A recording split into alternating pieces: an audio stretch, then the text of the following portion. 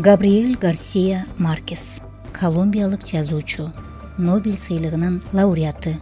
Ал жерге түшкөн жалбырактар, полковникке эч ким кат жазбайт деген повесттердин, жагымсыз заман, жалгыздыктын 100 жылы, патриархтын күзү, жарыяланган өлүмдүн хроникасы, чума учурундагы сүйүү аттуу романдардын, улуу эненин көргө коюлушу аңгемелер жыйнагынын автору.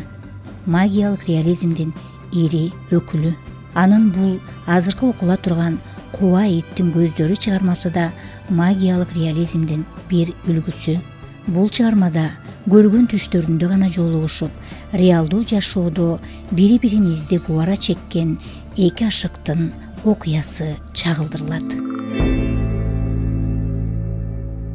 Габриэль Гарсия Маркес, Куа иттин көздөрү. Кыргызчага аударган Мусакун Сатыбалдиев. Окуган Гүлзада Станалиева. Үн режиссеру Осмон Туланов.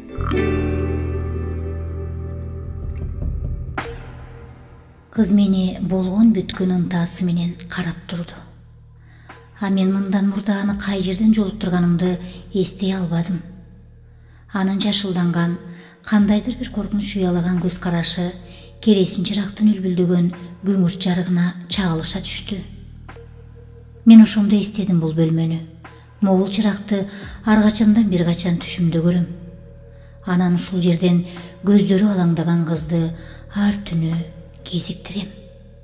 Ооба, ишене бергиле, куш уйку салып түш менен соонун ортосунда олку-солку абалда жатканымда дал ушул кызды көрөм. Тамекимди таап күйгүздүм. Оозумдан чыккан ачуу көк түтүн уюлгуй буркурады. Мен отурган отургучтун жөлөңгүчүнө чалкалай берип артка чирендим. Эки бутуна салмагымды салдым. Өн сөзсүз отурдук. Мен отургучта алга артка күйлөнүп, кыз болсо чийде ичке апакай бармактарын кармагылап, чырактын айнек калпагынын астына жылытып атты. Көлөкө анын бешинесинде дирилдеп турду. Бир нерсе деп айтышым керектигин сездим. Анын капысынан оюма келген эле сөздү кое бердим. Куа иттин көздөрү. Ал муңайым үнү менен "Ооба, биз эми аны эч качан унутпайбыз", деди. Ал чырактын үлбүлдөгөн жарыгынан четке чыга берип кайталады. Куа иттин көздөрү. Мен муну бардык жерге жазып койдум. Ал ордунан туруп кичинекей үстөлгө келди. Тегерек күзгүнүн бетинен анын жүзү көрүндү. Бул анын оптикалык элеси чагылышы эле. Ал чырактын үлүңдөгөн жарыгына сиңип кетчүдөй сезилди. Качанкы бир каардын өчкөн элеси жылт эткен муңайым көздөр мени кейиштүү карады да төмөн түштү. Ал седектүү упа кутучасын ачып, андан кебез алып мурду менен бетин сүрттү. Бул бөлмө дагы бирөөлөрдүн түшүнө кирип, мындагылардын бардыгын чаташтырып алабы деп абдан корком, деди. Кутучанын капкагын тырс жапты да ордунан туруп чыракка жакын келди. "Сен үшүбөдүңбү?" деп сурады. "Кээде үшүйм", дедим. Ал сенейип калган колдорун чыракка сунду. Колдун көлөкөсү жүзүн калкалады. "Балким суукка урунуп калармын", даттана кетти. "Сен муз баскан калаада турат экенсиң." Чырактын жарыгы аны сары кызыл көрсөтүп, жылтыратып турду. "Сенин жүзүң коло сымал көрүнөт", дедим. "Чыныгы жашооңдо сени колодон жасалган айкел сымал элестетип, кээде кайсы бир ажайып кананын бурчунда тургандай сезем." "Жок", деди ал. "Бирок сол капталы менен жатканымда көкүрөгүм ушунчалык дүкүлдөп, жүрөгүм согуп жатканын угам. Ошондо темирден бүтсөм керек деп ойлочу болдум кээ бирде. Жүрөгүм кантип сокконун дайыма уккум келет. Эгер биз өңүбүздө кезигер болсок, кулагымды төшмөжөлөп угасың." Куа иттин көздөрү. Ушул сөздүн аркасы менен ал мени чыныгы турмуштан тапкысы келип жатты. Бул сөз бизди түшүбүздөн эмес, өңүбүздөн бири-бирибизди табыштырар сыр сөз болчу. Көчөлөрдө баратып да байкамаксан болуп, "Куба иттин көздөрү" деп кайталай берди. Ресторанда тамакка буйрутма берип атып, жаш официанттарга "Куба иттин көздөрү" деп шыбырайт. Мейманкана менен вокзалдардын буу баскан терезелерине сөймөйү менен "Куба иттин көздөрү" деп чиймелейт. Айланадагы адамдар эч нерсеге түшүнбөй ийиндерин куушурат. Официанттар жымыйган боюнча кайдыгер гана баш ийкешет. Бир сапар ал дарыканага кирип калды. Анан түшүндөгү таанышчылыкты сезгенсиди. Ал дары саткан кишиге "Мен түшүмдө көрүп жүргөн жигит бар. Ал дайыма "Куба иттин көздөрү" деп кайталай берет.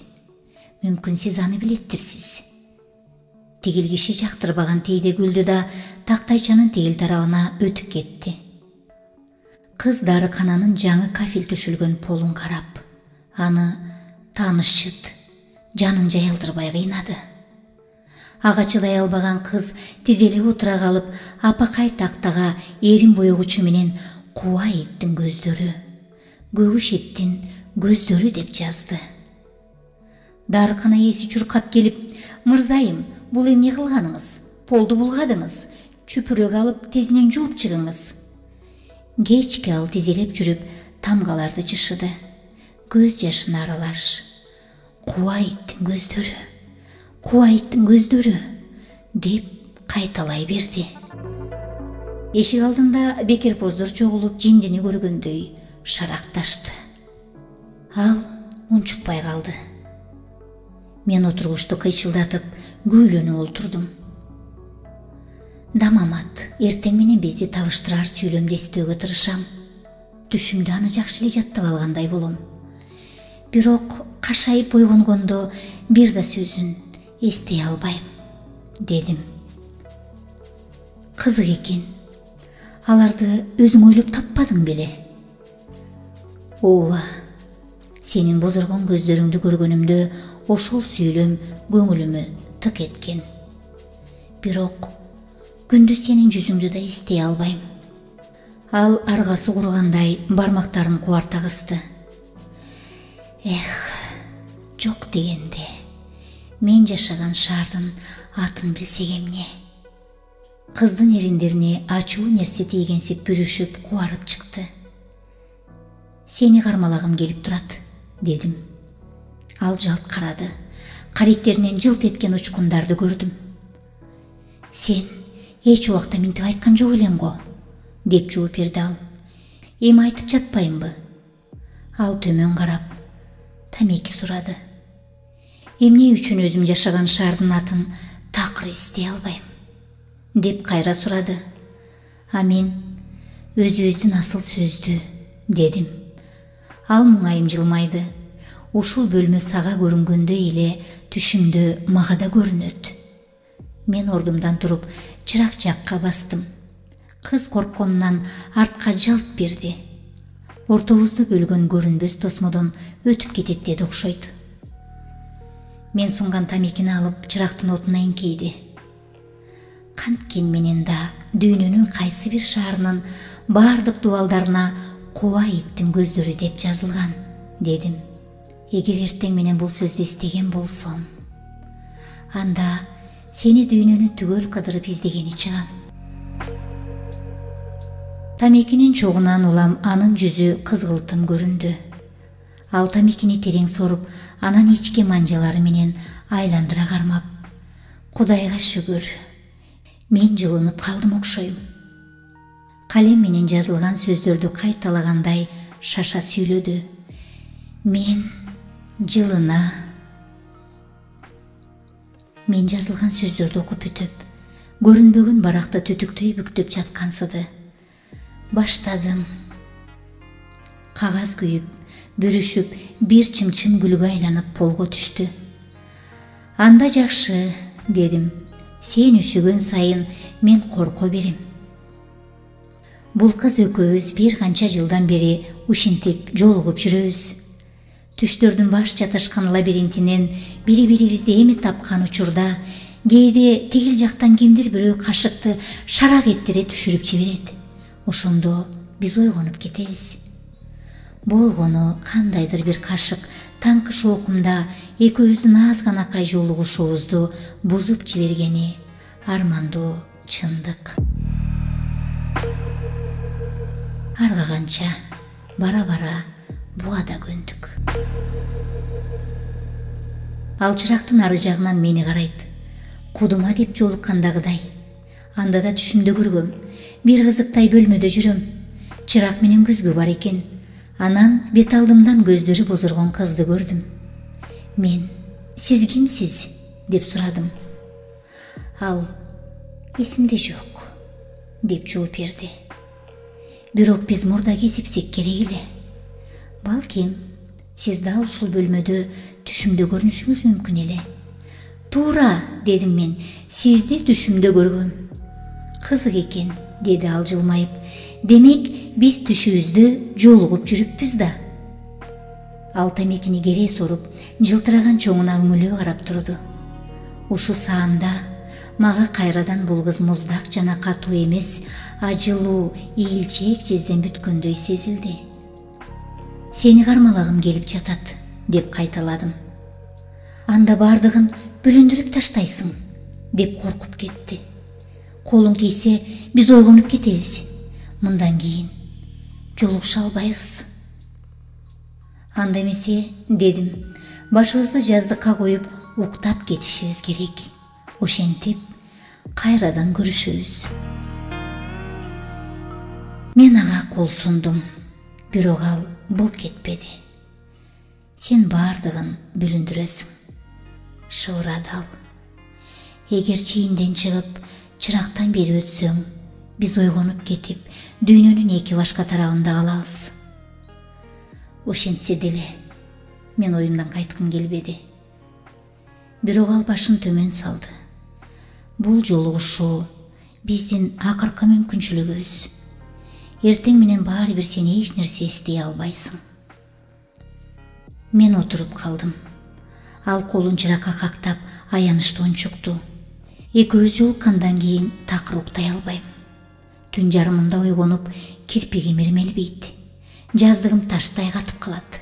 Анан "Куба иттин көздөрү, куба иттин көздөрү" деп кайталай берем. Таң атып келатат, деп эскерттим. Акыркы жолу 2 саат мурда ойгонгонмун. Андан бери көп убакыт өттү. Мен эшикке барып туткасын кармадым. "Абайла", деп эскертти ал. "Эшиктин артында оор түштөр бар." "Аны кайдан билесиң?"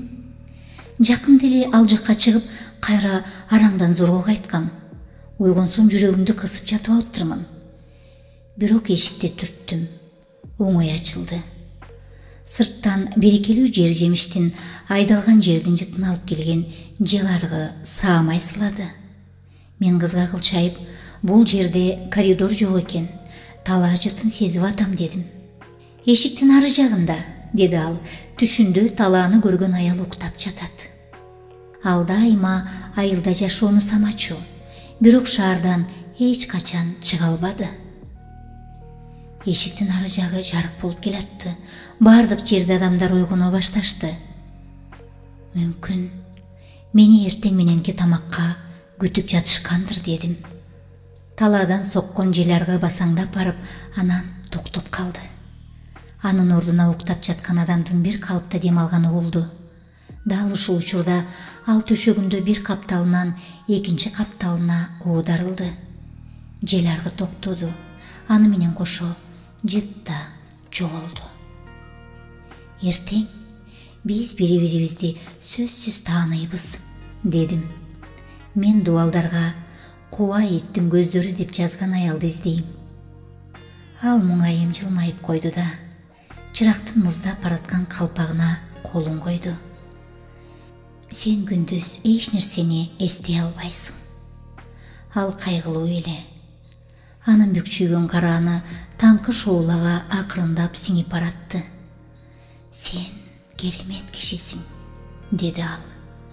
Өз түшүңдү эч качан эстей албайсың.